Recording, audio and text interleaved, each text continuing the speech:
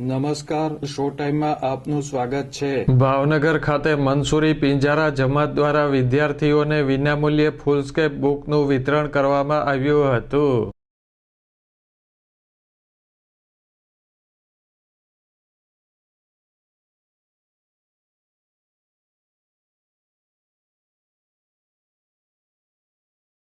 સામાજિક સેવાના ભાગરૂપે જમાત દ્વારા ધોરણ 1 થી 10ના વિદ્યાર્થીઓને વિનામૂલ્યે ફૂલસ્કેપ બુકનું વિતરણ કરવામાં આવ્યું હતું।